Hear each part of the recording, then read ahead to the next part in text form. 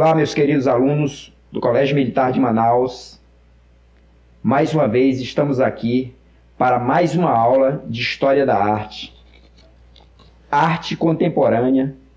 Eu sou professor de arte, de História da Arte, do Colégio Militar de Manaus, Ianei Xavier, o professor Ianei Xavier, e nós vamos recomeçar, rever, como já vimos em aulas passadas, um pouco mais sobre arte contemporânea. Instalações, fotografia na arte, as intervenções, a efemeridade da arte contemporânea e os materiais diversos da arte contemporânea. Falamos que a arte contemporânea, ela foi muito mais além na ruptura com as artes neoclássicas, com o academicismo, o academicismo, o neoclassicismo, que engessava os artistas, engessava a arte, mais do que as vanguardas europeias. As vanguardas foram as primeiras a quebrar, a romper com o academicismo, mais do que essas vanguardas, que também eram conhecidas como arte moderna, como modernismo, mais do que essas vanguardas, a arte contemporânea vem trazer para o artista uma liberdade maior de expressão, uma capacidade maior de expor suas ideias. E a arte contemporânea, ela é contemplada como uma arte conceitual, uma arte mais formalista, ou seja, uma arte formalista, uma arte em que a forma é menos importante do que a ideia. Na arte formalista, a ideia é muito mais importante do que a forma. Então, na arte contemporânea, não é mais aquela coisa tão regrada como era no academicismo. Então, nós vamos ver que na arte contemporânea surgem as intervenções, surgem as instalações, surge a efemeridade da arte. O material utilizado pela arte contemporânea é tão diverso, é tão, digamos assim, complexo, que é preciso, para que reconheçamos e tenhamos como perpetuar esse tipo de arte, tenhamos que apelar principalmente para as mídias tecnológicas atuais. Então, a maioria das artes contemporâneas, por exemplo, uma pintura feita com açúcar, ela não vai durar muito tempo. Uma escultura feita com chocolate, como fizeram a escultura do Cristiano Ronaldo. Se eu não me engano, foi no final do ano, ou já foi neste ano, não sei. Fizeram uma escultura de chocolate, uma grande indústria de chocolate na Europa, do Cristiano Ronaldo. Com certeza, não vai durar muito tempo essa escultura feita de real chocolate. Mas nós sabemos que ela foi feita por quê?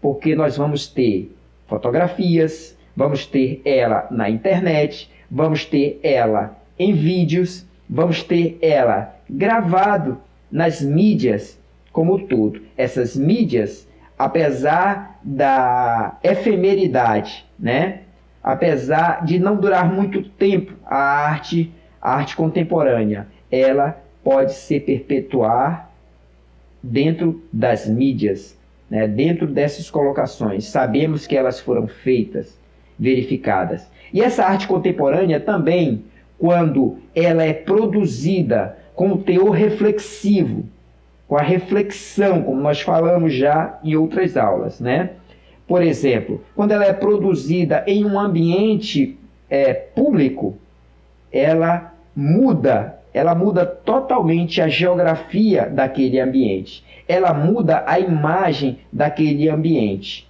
Demos exemplos em aulas passadas, por exemplo, do grafite, mas pode ser vários outros tipos, de atuação das artes dentro de um ambiente público. Então, prédios que antes estavam abandonados, muros que antes estavam abandonados, feios, mal pintados, não pintados. O artista do grafite autorizado, ele vai lá, coloca o seu grafite, suas cores, e o ambiente muda. As cores avivadas traz um aspecto mais saudável, mais habitável àquele ambiente. Então, o artista, a gente diz que ele fez uma intervenção naquele local, certo? Então, é dentro desse contexto que a gente continua vendo um pouco mais sobre arte contemporânea, sobre as instalações. Tá? Mesmo com manifestações anteriores, foi nos anos de 1960 que as instalações foram incorporadas como linguagem artística ao cenário da arte, ganhando um destaque em museus, em galerias, nos anos de 1970. Estas obras tratavam do ambiente da arte. As instalações modificam a relação que se estabelece entre a obra, o espaço onde ela está e o público. Falamos também em aulas passadas, né, que na arte contemporânea não é mais apenas o artista que é o ser divino, produtor de arte, né, como Rafael Sanzio, que o próprio Papa gostaria de transformá-lo em bispo, ou quem sabe até um cardeal, porque achava que a sua forma de fazer arte, suas pinturas, era tão perfeita que ele merecia um cargo desse tipo por ele ser divino, era quase divina. Então, agora, na arte contemporânea, o artista não é visto mais como esse ser divino que tudo ele empreende e que tudo sai perfeito só das mãos dele. O artista, ele precisa estar presente, a obra do artista precisa estar presente, e agora, na arte contemporânea, o público também, o espectador tem que estar presente e interagir.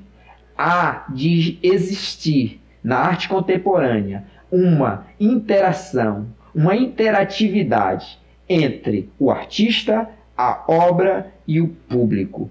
O público, o artista e a obra têm que interagir, têm que dialogar na arte contemporânea, ok? Então, o espectador passa de observador a participante da obra, ou seja, ele é inserido nela. As instalações artísticas podem ser feitas para site-specific, né? Ou seja, são pensadas, projetadas e construídas para um determinado lugar e funcionam somente neste espaço, ou podem ser elaboradas para serem montadas em determinado lugar e remontada em outro ambiente sempre que o artista desejar. Ok? Mas como já dissemos antes, no normal, a arte contemporânea, no normal, ela pode durar muito tempo, ou sim, mas no normal, a arte contemporânea ela é efêmera, ela se desfaz, ela é a mesma, ela nunca é a mesma, mesmo que ela seja retirada daqui e montada em outro local, algo vai alterar. O próprio local vai alterar. Não é como o quadro da Mona Lisa, que está há mais de 500 anos lá no Louvre. Ele sofreu já tratamento, cuidados, né, recuperações, mas continua sendo o mesmo quadro feito por Leonardo da Vinci. Já na arte contemporânea, isso é difícil de acontecer, ok? Dentro desse sentido de efemeridade, certo? Então, muito bem. Muito bem. Um dos nomes que a gente tem aqui é o Cildo Meireles, né? Brasileiro, Cildo Meireles, de 1948, nascimento dele. Meireles é um importante artista brasileiro que desenvolve diversas obras abordando temas sociais e políticos. Lembra? Que falamos também. Olha, temas sociais e políticos. A arte contemporânea, ela tem mesmo um viés ativista, um viés não ativista no sentido de guerrear politicamente, mas ela se contrasta principalmente em trabalhar especificamente, em ser utilizada em causas sociais, em causas ambientais, em causas climáticas e nas várias causas, né, de mobilidade urbana, de várias intenções e problemas da sociedade humana. Né? Esse é o valor, essa é a contribuição que o artista pode dar, uma outra visão. Ele pode ser a voz daquele que não tem voz, certo? Então, muito bem. Na instalação Desvio para o Vermelho, do Cildo Meirelles, convida os visitantes, né? Convida essa instalação, né, exposta desde 2006, permanente no Museu de Inhotim, né, lá em Brumadinho, onde teve aquela catástrofe, né? Graças a Deus, o Museu de Inhotim já está reaberto, né? Ele é pode-se dizer que ele é o maior museu de área aberta, né? Acho que do mundo. Cildo Meirelles convida os visitantes a entrarem em uma sala que se divide em 3 ambientes. No primeiro ambiente, denominado Impregnação, entra-se em uma sala com paredes completamente brancas e repleta de objetos de uma única cor, o vermelho. Absolutamente todos os itens, como os tapetes, o chão, o sofá, as cadeiras, as mesas, os computadores, os acessórios, os quadros, as almofadas, os livros, as estantes, a geladeira, as lixeiras, o ventilador, enfim. Tudo tem um tom vermelho. Este ambiente representa-se extremamente organizado e repleto de objetos remetendo a uma casa de alguém ou uma família com bons recursos financeiros. Ok? Seguindo a sala, virando à esquerda, encontra-se o segundo ambiente. Esse é o entorno. O segundo ambiente é o entorno. Nele está uma garrafa caída no chão, de onde escorre uma quantidade exagerada de líquido vermelho. Acompanhando o líquido, chega-se ao terceiro espaço. O terceiro espaço é chamado de desvio. Né? Um ambiente escuro onde a luminosidade está focada sobre uma pia branca, na qual, pela torneira, escorre um líquido vermelho que lembra sangue. Desvio para o vermelho, responsável por suscitar diferentes percepções nos visitantes. É isso que ele quer causar. Diferentes percepções nos visitantes. E essas percepções, elas vão se alterar, elas vão existir e coexistir dependendo de quem é o público, de quem é o visitante, a idade do visitante, a experiência de vida que já tem o visitante, a experiência de viagem, de leitura, de conhecimento de arte ou não. Quanto mais experiências, quanto mais estudos, quanto mais livros a gente leu, quanto mais vida a gente viveu, quanto mais viagens nós fizemos, quanto mais recursos nós utilizamos para compreender, para estudar, para descobrir, para viajar, para conhecer as diversidades de culturas diferentes, de países diferentes, de terras diferentes, de estados diferentes do mundo, quanto mais conhecimento de vida nós tivermos, mais aptos nós estaremos para dialogar e para podermos, digamos assim, ler, ter o recurso de conseguir descobrir, né, o repertório de leitura para decifrar, vamos dizer assim, o alfabeto da arte. A arte é comunicação. A arte é comunicar-se.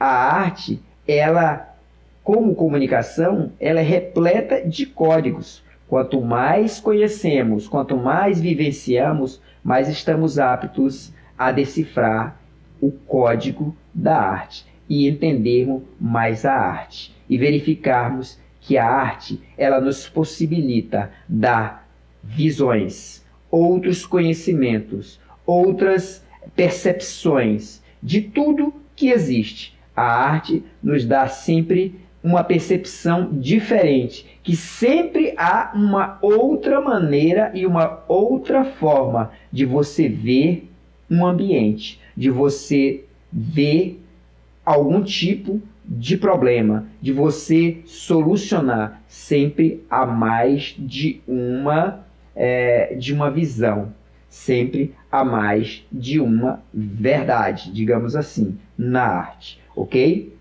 Então, o desvio para o vermelho é responsável por suscitar diferentes percepções nos visitantes, dependendo da idade, referenciais sociais e culturais de cada pessoa. As percepções serão únicas e irão se modificando enquanto percorrem a instalação, conforme exploram a obra, o impacto das sequências sensoriais e psicológicas vão mudando também, ok? Então temos aí, do Cildo Meireles, desvio para o vermelho, impregnação, tá? Então essa é a impregnação, olha, a primeira sala, tudo no vermelho. Ele nos dá a ideia dessa percepção que pode ser, ou essa casa é de alguém que tem condições de ter uma casa, né? É uma casa bem estruturada, tem bastante coisas, organizada. São as percepções que ele quer passar. 1967 a 1984, ok? Esse é o desvio para o vermelho, tá? Então, Cildo Meireles, desvio para o vermelho, impregnação, entorno e desvio, ok? Então, veja só, ok? Essa instalação do Cildo Meireles. E temos aí a pia, ok? Temos aí a pia do entorno. A pia, o líquido que sai nos lembra sangue, ok? Então, isso nos traz percepções. Outro nome interessante é Ernesto Neto, né?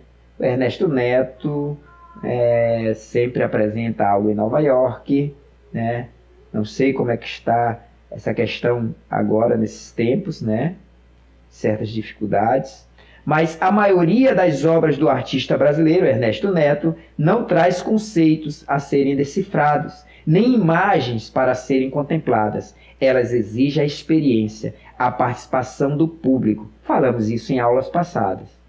As estruturas orgânicas e fluídas de Ernesto Neto permitem que o público caminhe entre seus tecidos, experimente diferentes texturas, cheiros e sensações e leve consigo a experiência e as trocas que você teve com a obra. Falamos na aula passada, né? Na aula passada apresentamos até lá do Ernesto Neto, eu acho, sim.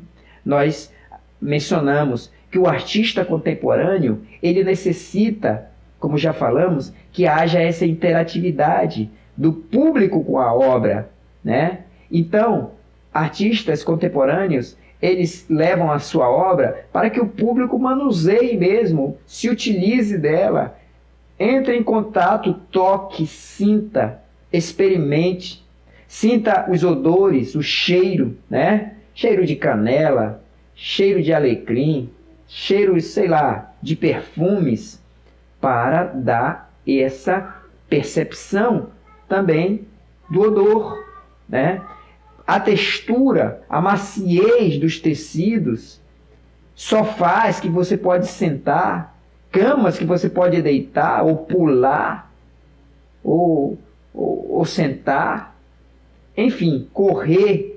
Essa é a arte contemporânea hoje. O artista explora diversos materiais para compor suas esculturas, instalações, como tecidos e meias de poliamida, esfera de isopor, crochê, além de especiarias como açafrão, olha só, canela, café, lavanda, entre outros. As técnicas e os materiais utilizados por Neto remetem a itens tradicionalmente usados, praticados por mulheres, como os condimentos de alimentação, os tecidos e costuras. E depois, de 1994, a técnica do crochê.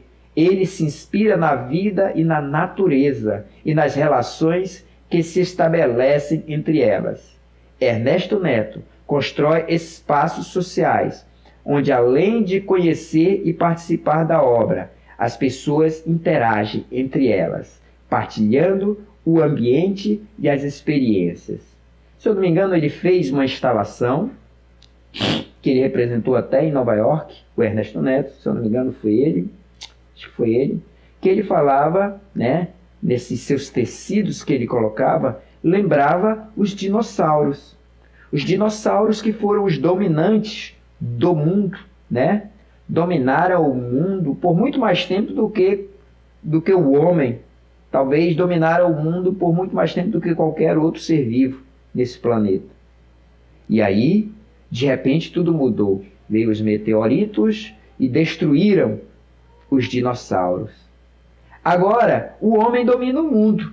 O homem domina o mundo. Agora, quem domina o mundo é o homem. E o homem não é capaz de verificar que a sua atuação e a sua responsabilidade com esse planeta pode trazer algumas problemáticas, algumas deficiências que já estamos vendo acontecer com esse planeta. As condições climáticas, né? A condição do aquecimento global. Então, o homem corre o risco de ser o todo-poderoso como foram os dinossauros, e a humanidade corre também esse risco de o próprio planeta também, né, a própria natureza vir contra essa humanidade, porque o homem não soube cuidar direito do planeta, ok? Então, muito bem. Ernesto Neto constrói espaços sociais, onde além de conhecer e participar da obra, as pessoas interagem entre elas, partilhando o ambiente e as experiências. Ok? Olha só, Ernesto Neto, Navedenga, 1998. Olha que coisa interessante. E aí a pessoa pode entrar aí dentro, né? Não tem aquele negócio de, não toca não, né? Claro, todo cuidado para não destruir a obra, mas ela já é feita com esse íntere, que as pessoas possam senti-la, possam tocá-la, possam experimentá-la, experienciá-la, ter uma vivência com a obra de arte, ok? Ainda do Ernesto Neto, Velejando Entre Nós, 2012 e 2013. Olha que coisa interessante. Parece algo assim meio, né, meio mermaid, meio fundo do mar, ao mesmo tempo meio alien, né? Meio alien, mas fantástico, ok? Você vê o crochê aí, né? Aquela história que a gente falou do crochê. Outra é Nelly Azevedo, né? Nelly Azevedo, uma artista, também brasileira, né? A instalação Homens Derretendo, da brasileira Nelly Azevedo, nos leva a refletir sobre questões, olha aí, e problemas ambientais do mundo. Em conjunto com a World Wildlife Fund, né, Fundo Mundial para a Natureza, da WWF, colocou 1000 figuras sentadas nas cadeiras, na praça, né, em Gendarmenmarkt, eita, é alemão, Gendarmenmarkt, alemão, em Berlim. O fator que nos leva a refletir é que as figuras humanas apresentadas por Nelly eram feitas com água congelada, gelo, e foram expostas junto com o lançamento de relatório da WWF sobre o aquecimento do Ártico. Olha que interessante. Ao mesmo tempo em que Nelly apresenta em um local público, um local público, podemos dizer que além de uma instalação, é uma intervenção.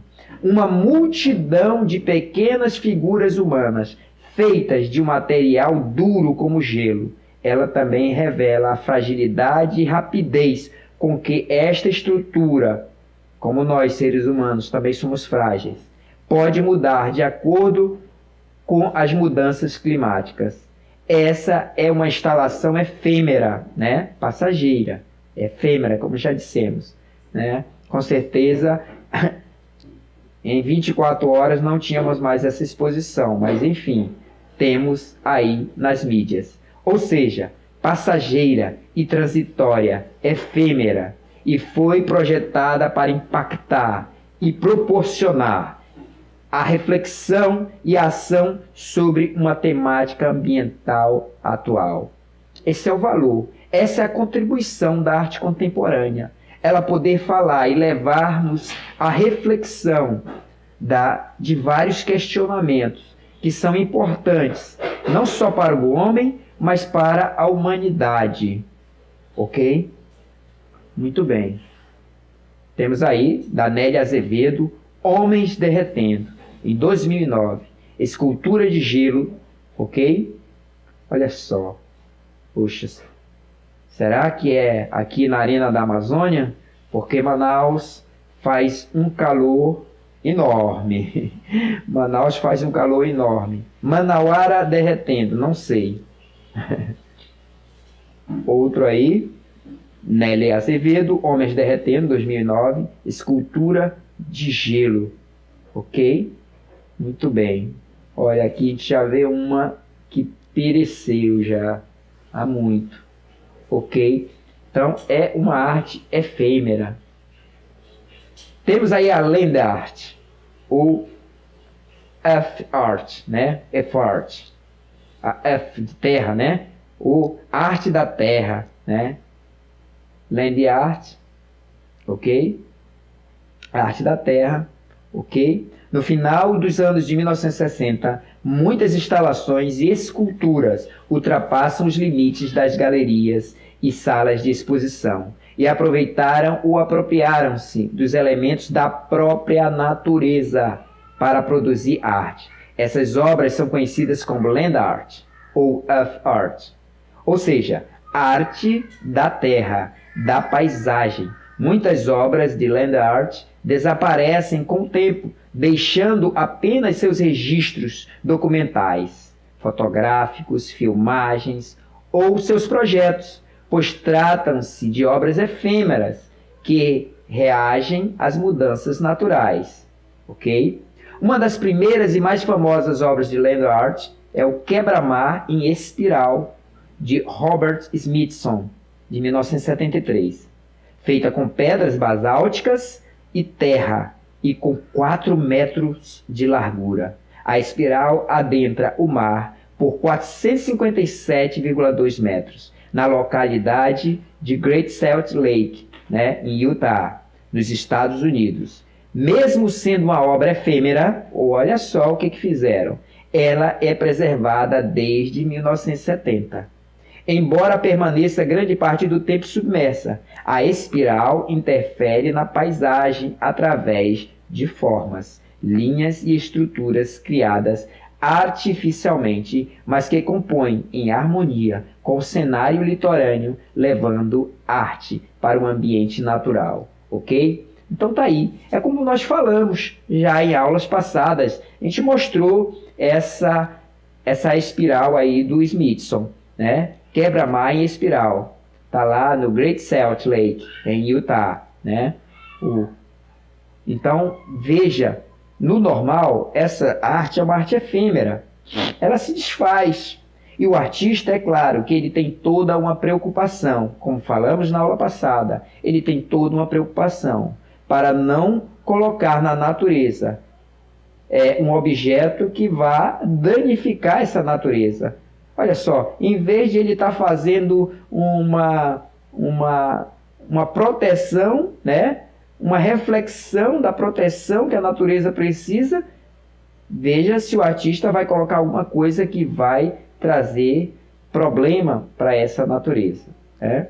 Não é o caso aí, tanto é que o pessoal tentou está tentando até hoje mantê-la, né?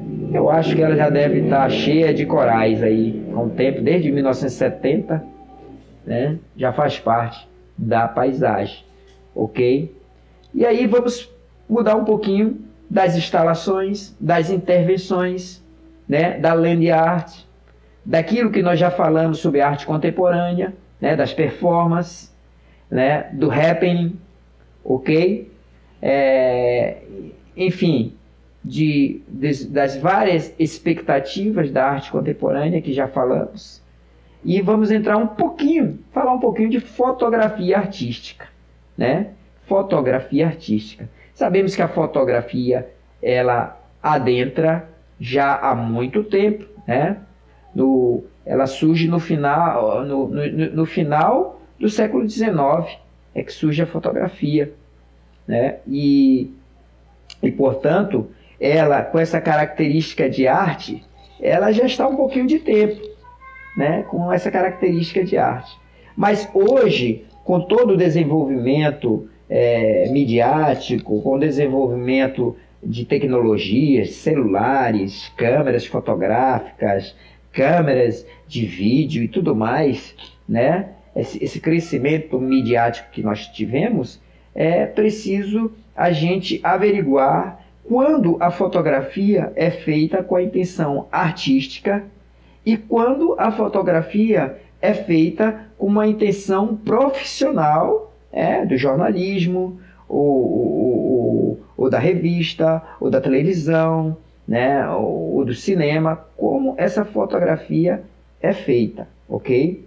Então, embora após o seu surgimento a fotografia tenha levantado questionamentos sobre seu pertencimento ou não ao campo da arte, no final do século XX ela já estava instituída como linguagem artística. Porém, com a disseminação de equipamentos fotográficos, como câmeras, os celulares, alguns parâmetros devem ser levados em consideração para tratarmos a fotografia dentro do campo da arte. Assim, deve ser considerado quem produziu, com que finalidade e onde foi exposta a fotografia para ser considerada ou não uma obra de arte. Veja que até deve ser considerada quem produziu e onde foi imposta e com que objetivo. Se foi com objetivo artístico e onde ela foi colocada, né? Porque uma obra de arte, o Marcel Duchamp colocou isso com o urinol, quando ele colocou um urinol em uma galeria de arte. Ora, se a escultura do urinol estava numa galeria de arte, no local de arte, então ele agora é uma peça de arte. Quando ele colocou uma bicicleta, uma roda de bicicleta sobre um banco, como se fosse uma escultura, né?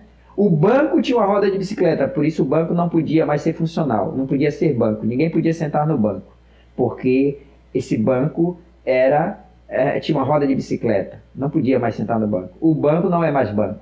A roda de bicicleta não estava mais na bicicleta, essa roda não levava mais ninguém a lugar algum, então ela não era mais bicicleta.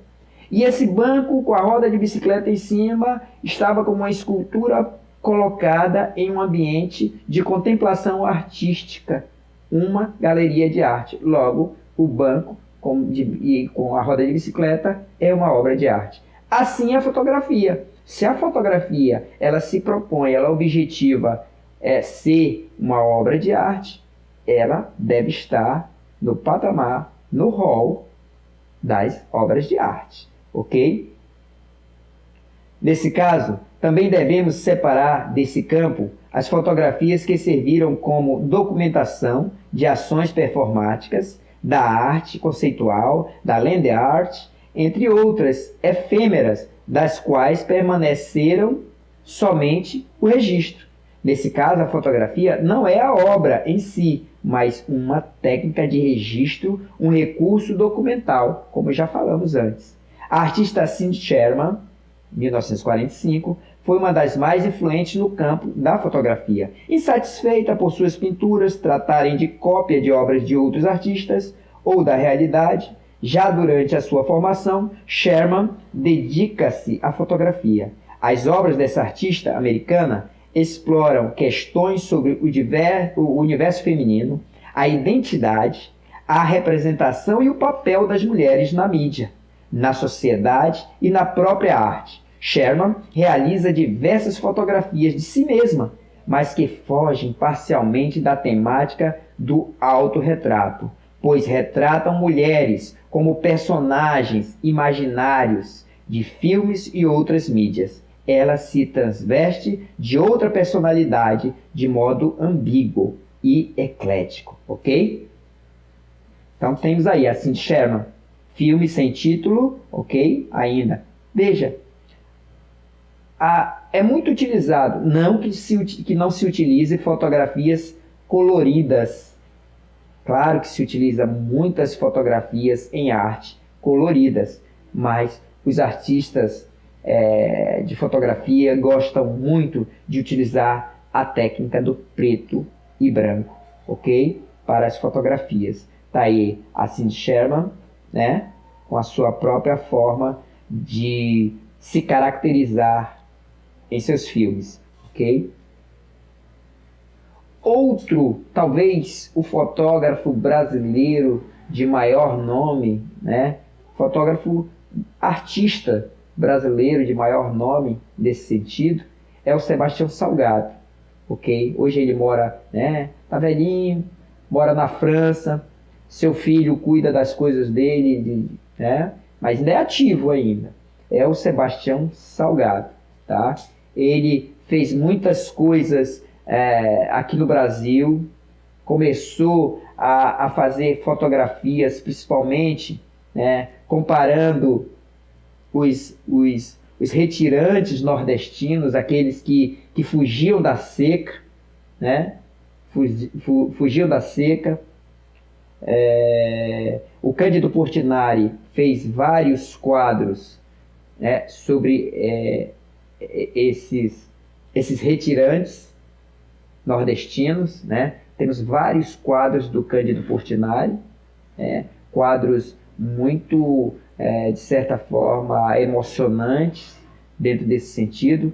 E, nessa mesma época, o Sebastião Salgado fez, baseado nesses mesmos termos, nessas mesmas concepções, né? O Portinari ele fazia isso, Sebastião Salgado também, para ser a voz desse povo, para ser a voz dessas pessoas que precisavam de atendimentos, né? Precisavam de algum auxílio e de políticas públicas, né? No Nordeste, no sertão nordestino, né? Que até hoje a gente vê essa dificuldade, mas que precisavam de políticas públicas atuantes para tentar corrigir, melhorar a vida dessas pessoas humildes e simples, que eram obrigadas a saírem das suas terras, né? Muitos deles vieram para a Amazônia, no período áureo da borracha, aqui na Amazônia, né? Para Manaus, os nordestinos, fugiram para várias partes do país, eram os retirantes nordestinos, fugindo da seca do sertão nordestino. Então, da mesma forma, o Sebastião Salgado fez imagem desses retirantes. A gente vai ver mais lá na frente. O fotógrafo brasileiro Sebastião Salgado explora de modo sensível questões sociais sobre a condição humana. A partir de experiências e vivências pessoais, Salgado registra as pessoas inseridas em seu ambiente, sua cultura e sua realidade. Em duas séries distintas, ele explorou os extremos da condição humana e a fragilidade do planeta Terra. No projeto Êxodos, ele percorreu durante 6 anos 40 países, registrando, né, a imigração das pessoas de sua terra natal, devido a problemas sociais e políticos. Nesse período, observou a pobreza, a fome, as dificuldades e a triste realidade de diferentes povos. Para contrapor a todo o horror visto durante os registros fotográficos de Êxodos, né? Falando Êxodos foi o nome que ele deu para esses ensaios fotográficos que ele fez de imigrantes. Êxodos, né? De êxodo, né? De sair mesmo, de fugir, de sair de um canto para o outro. Salgado realiza a série Gênesis, depois do Êxodo ele fez a série Gênesis, né? Gênesis, o início, os primórdios, né? Os primórdios de tudo. Para realizar essas fotografias de Gênesis, percorreu regiões do planeta praticamente intocadas pelo homem. Visitou tribos indígenas que raramente tinham contato com o homem branco, entre outros espaços que refletiam a pureza do homem e da natureza. Seus retratos são apresentados em preto e branco, como eu falei, e geram diversas reflexões sobre as relações sociais e políticas que se estabelecem entre as pessoas e o meio onde vivem. Ok? Olha aí, Sebastião Salgado, olha aí, as populações, né? Parecem refugiados africanos, parece não, deve ser, ok? Olha aí, olha onde ele foi, Sebastião Salgado, ok? São fotografias que ele fez, ok? Olha só, da série dos Retirantes que eu falei para vocês. Veja, Sebastião Salgado, sem título, ensaio A Luta pela Terra, 1983. Veja que esses pés, né, são pés de pessoas diferentes. 3 pessoas. Esses pés narram, contam muito sofrimento, muita coisa, muito sofrimento. Uma questão social muito grande. Um descuido social muito grande. Falta de políticas públicas muito grande, ok? Então temos aí fotografia de Sebastião Salgado, também dos Retirantes, olha aí, Retirantes. Assim como Cândido Portinari fez sua série de Retirantes, Sebastião Salgado também fez, em preto e branco, sua série Os Retirantes, ok? Olha aí, que situação. São pessoas reais, pessoal. Isso não é filme, são pessoas reais. Pessoas se deslocando do local onde vivem, do local onde nasceram. Não porque queriam sair, não. É porque o local já não fornece para eles nenhuma motivação de sobrevivência. Ou eles saem, ou eles procuram melhorias, ou vão se exaurir até a morte. Felizmente. Temos aí do Sebastião Salgado, tá? Então, a mulher, tá? A criança aqui é a mesma, acho que cerca de 40 anos depois. Então, ela quando era uma retirante, ok? E cerca de 40 anos depois. Fantástico, fantástico Sebastião Salgado.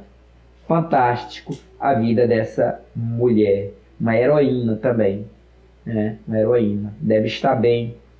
Deus queira que esteja bem hoje, né? Uma heroína. Conseguiu sobreviver dificuldades. E aqui você vê que ela se apresenta muito bem. Está muito bem. 40 anos depois, né? Conseguiu sobreviver. Ok, meus queridos? E aí, eu termino aqui com ela. Nós finalizamos, meus queridos alunos do Colégio Militar de Manaus, né? Meus alunos do 3º ano, ok? Meus alunos também aí do EAD, ok? Muito obrigado a vocês. Fico muito feliz de poder contribuir de alguma forma com um pouco do meu conhecimento. Digo também que com essas nossas aulas nós já estamos aptos, já podemos fazer uma de nossas APs, ok? E podemos também verificar para quem foi repassado. Eu repassei para vocês uma parte da apostila também, a apostila do 3º trimestre, ok? É bom juntar com os outros conhecimentos, né? Com os livros que vocês têm, ok? E essa apostila é muito boa, ok? Juntamente com essas aulas, com essas videoaulas, nós podemos fazer nossas APs, ok? Muito obrigado, até mais a todos e até mais. Saúde a todos, que é o mais importante. Saúde e paz, o resto a gente corre atrás.